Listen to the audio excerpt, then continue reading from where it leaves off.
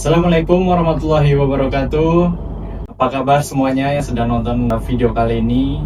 Hari ini saya tidak sendiri. Saya kedatangan dari teman-teman ATSN Partner Lafam. Halo Pak Hid, apa kabar? Alhamdulillah baik Bang Hafal. Bang Hafal juga apa kabar nih? Lama nggak jumpa. Iya, alhamdulillah Pak Hid ya, ada kesibukan apa dikit-dikit. Sebelumnya terima kasih Pak Hid sudah meluangkan waktu bersama kami di sela-sela sebulannya. Lagi sibuk apa nih Pak Hid sekarang ini? Alhamdulillah kita lagi ya biasalah nama lawyer gitu ya, nanganin banyak permasalahan hukum gitu, dan kebetulan kita lagi fokus banyak menangani persoalan PKPU ya, penundaan kewajiban hutang ya bagi perusahaan-perusahaan yang ditagih sama kreditur begitu. Nah itu lari ke kita ajukan PKPU untuk kita restruct pembayaran hutangnya melalui pengadilan gitu. Dan alhamdulillah ada beberapa yang sedang kita pegang gitu, baik di Jakarta maupun di Bali gitu, dan makanya ya mohon doanya supaya lancar dan sehat terus dari ATS Law Firm ini. Oke. Tapi ngomong-ngomong nih Pak Hid, tumben nih Pak Hid sendiri nih. Sebelumnya Pak Tovan ini kemana nih Pak Hid? Tadi Pak Tovan kirim pesan buat teman-teman semua, dari teman-teman pemerhati kasus Subang serta teman-teman pemerhati YouTube semua begitu. Beliau sekarang lagi persiapan perjalanan ke Cina. Ada beberapa hal yang harus diurus, baik perkara maupun investasi gitu ya. Semoga beliau diberikan kelancaran, dan mohon doanya semua kepada teman-teman supaya kesehatan diberikan dan kelancaran dalam pekerjaan begitu kira-kira. Oke. Mungkin langsung saja kita ya Pak ya ke pokok inti dari podcast kali ini. Kan banyak banget nih dari netizen menanyakan terkait perkembangan kasus Subang nih Pak ya. Mungkin pertanyaan yang pertama ini terkait putusan kasasi Abi nih Pak ya. Abi, bagaimana tanggapan dari ATS nih mungkin? Baik, begini Bang Afa ya, kita mendapat info tentang putusan ABI itu pada tanggal berapa, 22 ya, dan putusannya itu tanggal 20 Januari, putusan kasasi ABI ya, 20 Januari 2026. Putusannya menyebutkan bahwa permohonan kasasi yang diajukan oleh terdakwa Abi Aulia dan kuasa dan jaksa penuntut umum dinyatakan ditolak. Artinya apa? Artinya adalah putusan pengadilan negeri, pengadilan tinggi itu yang berlaku. Jadi saat ini putusan ABI tetap sudah inkrah dengan putusan 18 tahun penjara gitu. Dan hal ini menurut kami adalah hal yang positif gitu ya. Karena kenapa? Karena akhirnya salah satu terdakwa kasus pembunuhan di gudang anak ini statusnya sudah inkrah dan sudah melalui proses hukum yang memang sudah jelas, nyata, fair, telah terbukti di pengadilan sebagai seorang pelaku pembunuhan berencana ibu dan anak di Subang ini gitu. Jadi kita bersyukur sekali. Saya pikir juga bukan hanya kita selaku kuasa hukum dari keluarga korban, Ibu Amelia dan Ibu Tuti begitu, serta kuasa hukum dari Saudara Ramdhanu sebagai saksi yang membongkar kasus ini, sangat bersyukur sekali akhirnya kasus Subang ini ada titik temu dan salah satu tersangka atau terdakwa telah dihukum 18 tahun penjara dan sudah inkrah. Jadi sudah ada 3 orang dalam hal ini. Ada Bapak Yosef sudah dihukum, sudah inkrah. Ada Ramdhanu sudah inkrah juga. Ada Abi yang sudah inkrah juga. Dan alhamdulillah Ramdhanu juga sudah menjalani hukuman yang lumayan lama gitu, dan insya Allah sebentar lagi juga akan menghirup udara bebas ya, kurang lebih sekitar bulan Agustus 2006. Saudara Ramdhanu ini insya Allah bisa menghirup udara bebas gitu. Jadi artinya perjuangan dari teman-teman ATS ini terkait Ramdhanu ya sini Pak ya, artinya sudah memuaskan bukan kalau dari tim ATS sendiri? Iya, terus terang kami juga bersyukur gitu ya. Ini bukan hanya perjuangan dari tim ATS, ini perjuangan dari seluruh netizen, seluruh masyarakat Indonesia, seluruh warga Subang yang telah dengan sabar, dengan ikhlas, dengan konsisten mengawal kasus Subang ini sehingga bisa sampai di titik ini.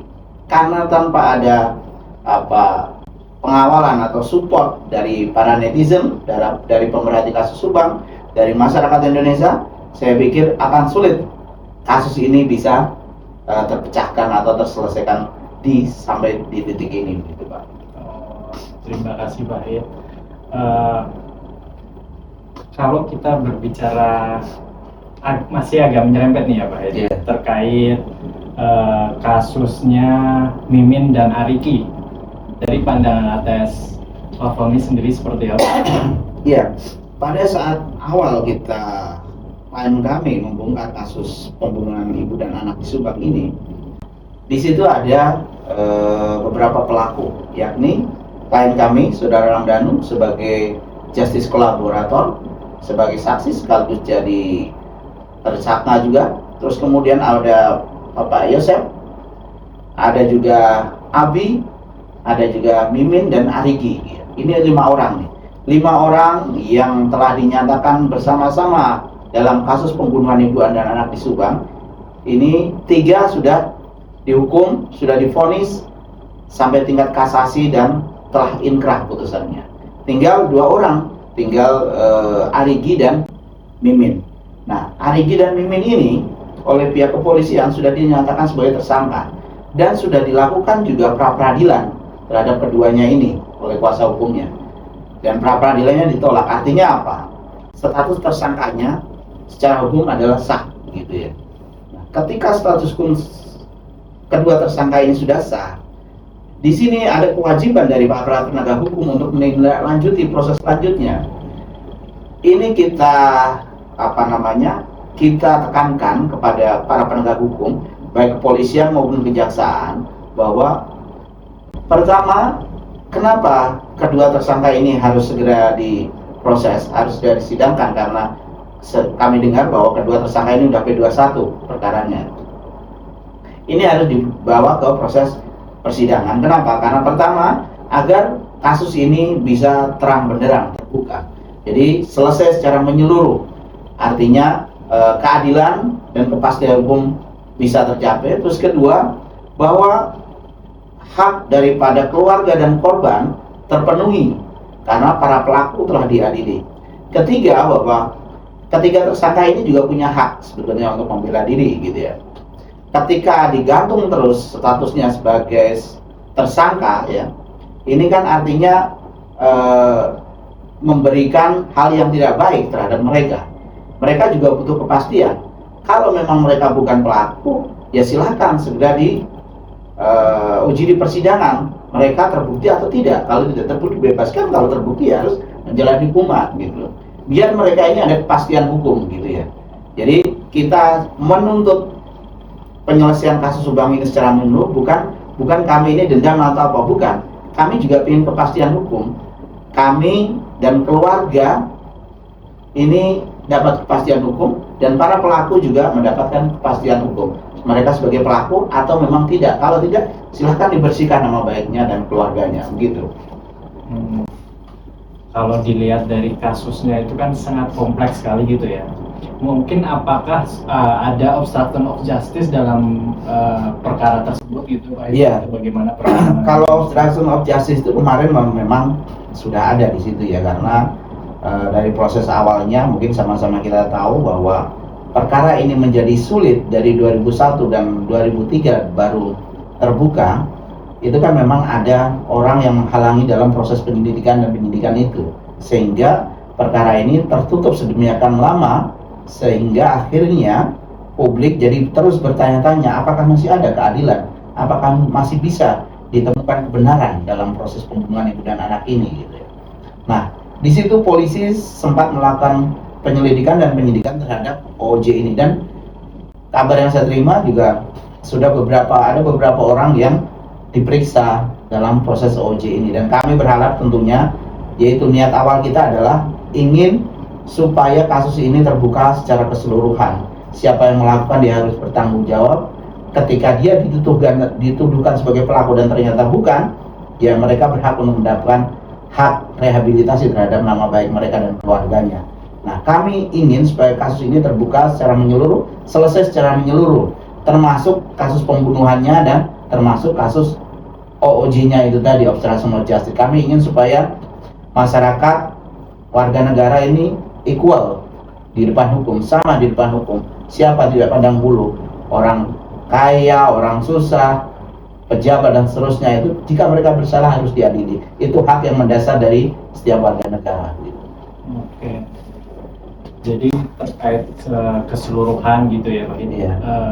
Apa sih harapan Pak itu untuk kasus Subang ini gitu? Kami dari ATS Law Firm tentunya orang yang memang pihak yang dari awal bersama para netizen pemerhati kasus Subang sangat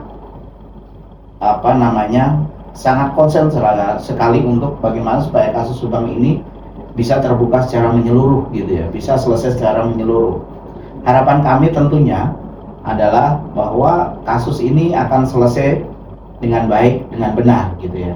Jadi semua pelaku, semua para pihak yang terkait dengan kasus pembunuhan Subang ini bisa diadili dengan cepat dan bisa diadili dengan tepat gitu.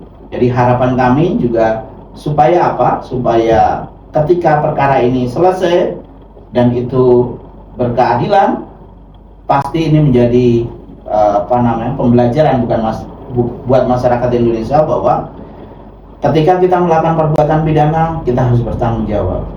Ketika kita melihat ada perbuatan pidana, kita harus peduli untuk bagaimana supaya kasus tersebut bisa selesai dengan baik gitu. Jadi jangan sampai ada yang menutup-nutupi, jangan sampai ada yang ikut membacking, jangan sampai ada pihak-pihak yang memang mendapat keuntungan dari kasus pembunuhan ini. Karena pada dasarnya adalah setiap warga negara, setiap manusia punya kewajiban untuk melindungi nyawa, untuk melindungi harkat dan martabat dari masing-masing. Jadi harapan kami supaya kasus ini cepat selesai dengan tuntas dan tidak ada lagi penundaan untuk menyidangkan kedua tersangka tadi, karena saya pikir sudah jelas tiga orang terdakwa sudah divonis dan sudah inkrah, tinggal 2 yang sudah disatukan sebagai tersangka dan belum disidangkan. Jadi sederhana saja keinginan kami dari ATS Law Firm untuk supaya kasus ini